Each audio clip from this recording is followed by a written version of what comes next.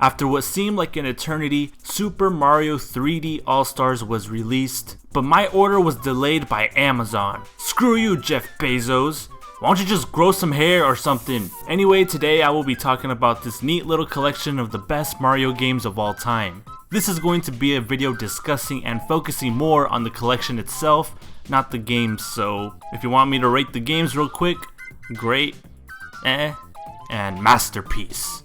Let's get into it. When you start the game for the first time, you will notice that, damn, this game loads hella fast. Cool intro, background music, and that's it. This is the game. Now I do enjoy that they included all three of the game's soundtracks. I found myself going through and listening to some of my favorite songs even though I've heard them a bunch of times already. But really that's all the extra content you get. I really do wish they would have added something more. I mean, we're celebrating 35 years of Mario and this is all we get? A bare bones menu? You see these arrows? They don't lead anywhere. This is it.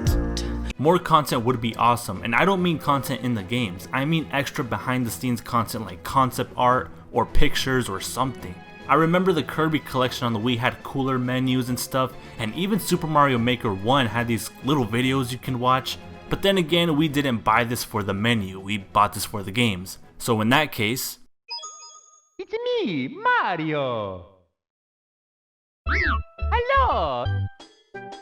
Starting things off with Super Mario 64, this game plays exactly how you would expect it. I understand that there's a good amount of people that would have liked to see the game be stretched to a native resolution and play up to 1080p 60 frames per second, but for me, it doesn't really matter.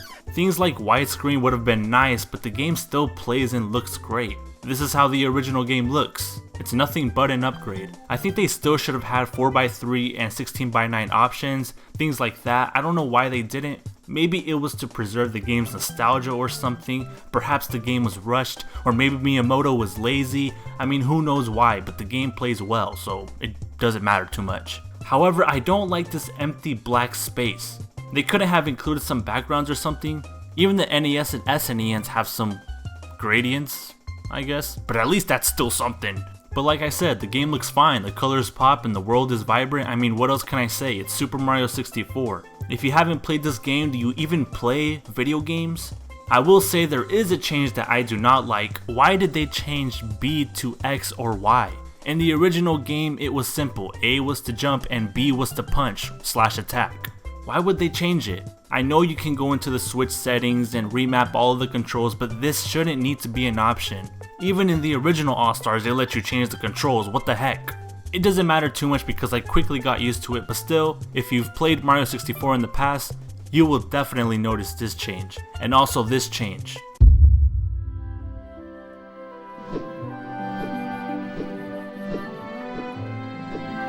So long, Bowser!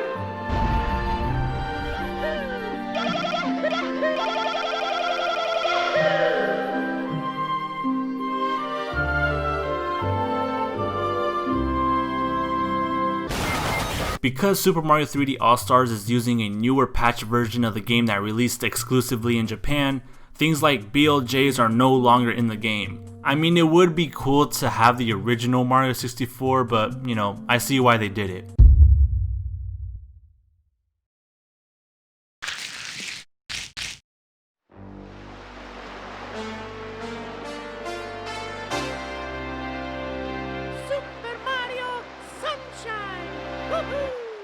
Super Mario Sunshine. Now, I have never completed Super Mario Sunshine, but from what I could tell, this definitely looks good.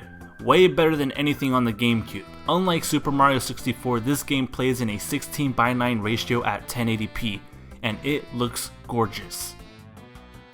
Now let's get into the bad stuff. I know I said that for Mario 64 I didn't care too much about the frame rate. I feel like Super Mario Sunshine would have benefited from this so beautifully. I don't know too much about emulation or how the games are being developed. Maybe they did try to enhance the game as much as they could. All I'm saying is that Super Mario Sunshine at 60 frames would look so clean. Also, why does Sunshine still show the GameCube controls in its HUD? The other games in the collection show new Switch controls, so why don't they show in Sunshine? It seems a little odd to me, and I can't tell if pausing the game is slowing it down. Like I said, I didn't play Sunshine much, so I don't know if this was in the original game, but I definitely noticed it. Also, it's not compatible with the GameCube controller. What the freaking heck, dude? I don't really mind too much since I didn't play on the GameCube ever that much, but I can see how people who played Sunshine on the original feel. They want to relive their experiences and now they can't.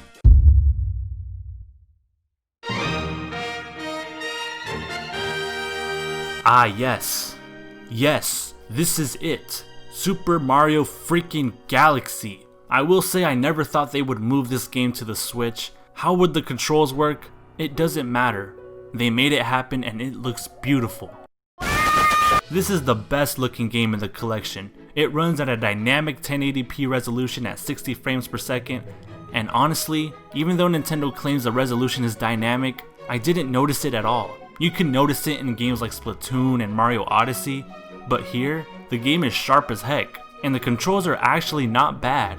At first I thought it would be a little awkward to use the motion controls on the Pro controller as a pointer, but after a few minutes I quickly got used to it. In fact, I think I like it way better than the Wii remote. On the Wii you had to constantly point the remote at the screen, but here you can just point it wherever you want. Just reset the pointer and there you go. Mario Galaxy in the collection truly was a blast on the Switch, and I just really hope that they also move the second game over as well. And who knows, perhaps this can be the start of having more N64 games, GameCube games, and Wii games here on the Switch. If Nintendo continues to release their older games on here, the Switch would truly be Nintendo's best console ever. Having a catalog of awesome games from Nintendo over the years on your TV or on the go all in one system, but this is Nintendo we're talking about, and anything can happen, so it probably won't happen, so thank you Miyamoto, thank you Jeff Bezos, you all screwed up again.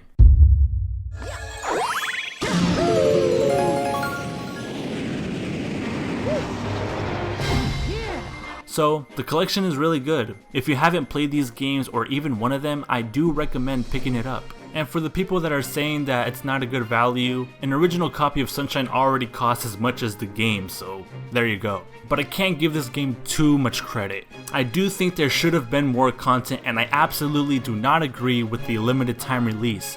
I get the limited time thing from a business standpoint. People also don't like this collection because the original All-Stars had the first 3 Mario games completely remade for the Super Nintendo, but I don't think you can fault them for that. If they did that here, they would basically have all these games remade to make them look as good as Odyssey. And although that sounds amazing, it probably would have taken them super long and would have been a huge undertaking.